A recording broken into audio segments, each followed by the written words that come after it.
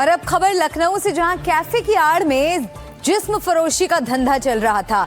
लड़कियों को लव जिहाद में फंसाकर देह व्यापार में डाला जाता था, ब्लैकमेल किया जाता था और इस सब के पीछे था एक शख्स जिसका नाम है कमरू जमाल।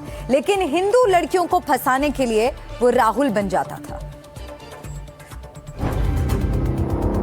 कैफे की आड़ में जिस्म फरोशी, हिंदुओं के लिए वो राहुल था, मुस्लिमों के लिए कमरू जमाल। ब्लैकमेलिंग से धर्मांतरण के जाल तक, लखनऊ का कैफे जिहाद।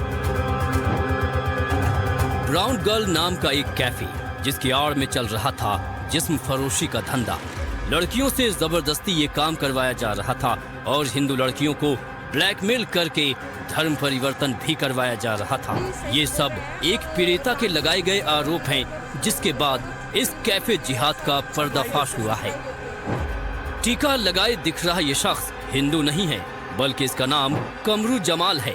कैफे की आड़ में लड़कियों को फंसाकर उन्हें देह व्यापार में धकेलना इसका पेशा है। अगर इसे कोई हिंदू लड़की फंसानी होती थी तो ये राहुल बन जाता था और इसी तरह के कपड़े पहनकर और टीका लगाकर मंदिर भी जाता था।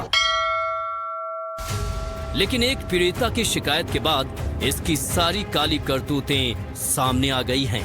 पीड़िता ने कई लड़कियों के साथ लव जिहाद, ब्लैकमेलिंग, जिस्म फरोशी के गंभीर आरोप लगाए हैं। मुख्य आरोपी राहुल उर्फ कमरू जमाल है, जो गरीब घर की लड़कियों को इस धंधे में धकेल देता था। इस ब्राउन गर्ल कैफे के अंदर बताया जाता है कि देर रात तक पार्टीज होती थी, लोग आते थे, शराब पिया करते थे, उन्हें लड़कियां परोसी जाती थी। और सिर्फ यही नहीं कि सेक्स रैकेट का धंधा सिर्फ इस जगह चल रहा है। आरोप है कि इस जगह के साथ साथ लखनऊ में भी कई जगह और लखनऊ के बाहर भी लड़कियों की सप्लाई की जाती थी।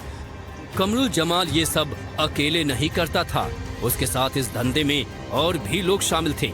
एक ये लड़की जिसका नाम प्रिया बताया जा रहा है, जो इस रैकेट में शामिल थी। लेकिन प्रिया नाम आरोपी महिला का बदला हुआ हिंदू नाम है। पीड़िता ने बताया कि वो 2024 में जॉब की तलाश में लखनऊ आई थी।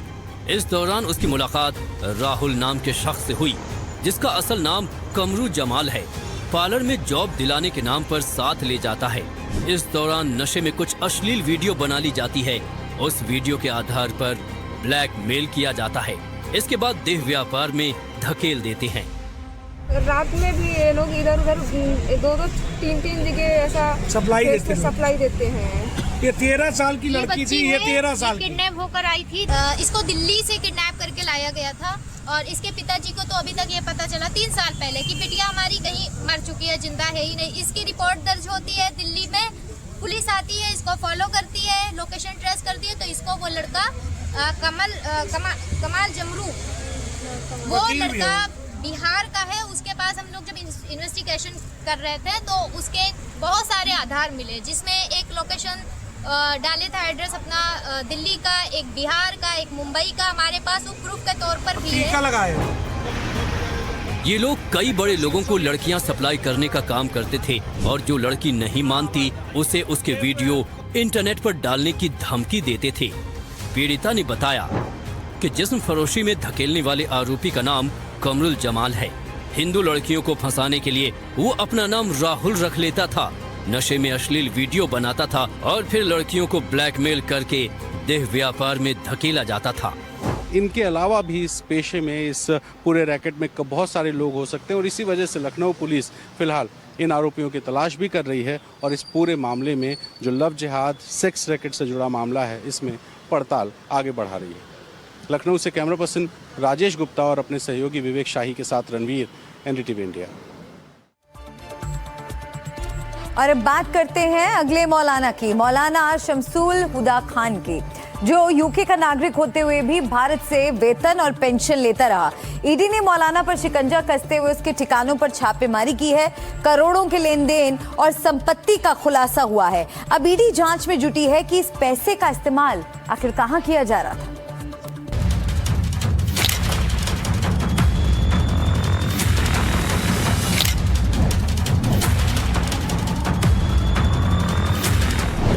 ब्रिटिश मौलाना पर ईडी का शिकंजा।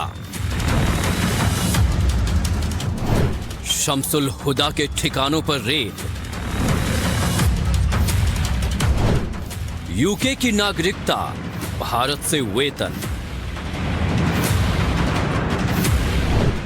करोड़ों का लेन देन, क्या मनी लॉन्ड्रिंग का है मामला?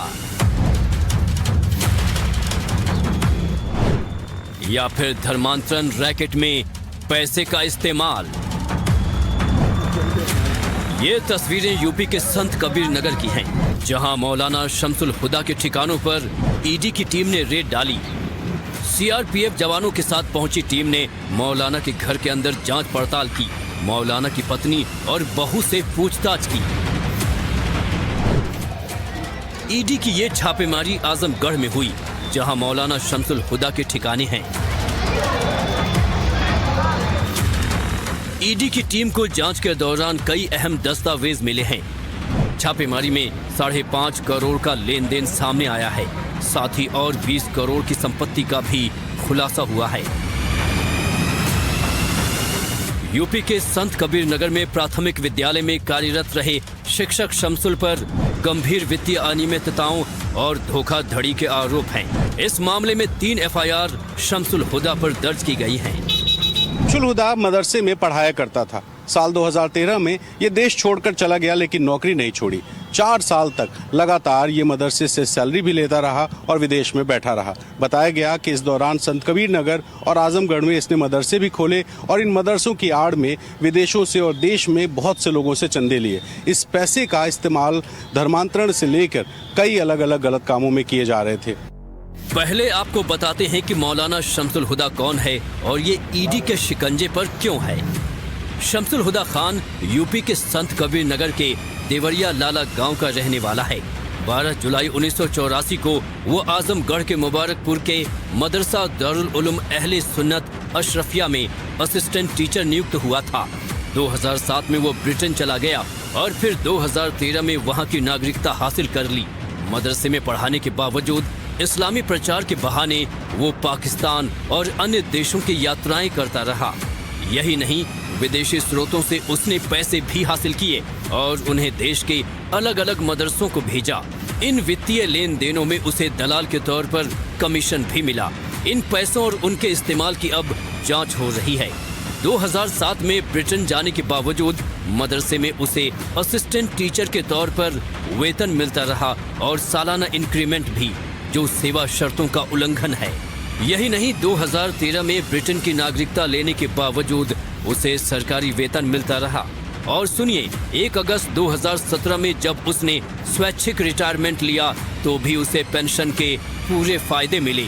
सेवा शर्तों का घोर उल्लंघन, यानी 1 दशक तक बिना काम किए वेतन भी और फिर पेंशन भी। जांच में ये भी सामने आया है कि वर्ष 2013 में यूके की नागरिकता लेने के बाद भी साल 2017 के विधानसभा चुनाव में मतदान किया। वित्तीय जांच में खुलासा हुआ कि लगभग 5.5 करोड़ रुपए 4 बैंक खातों में आए।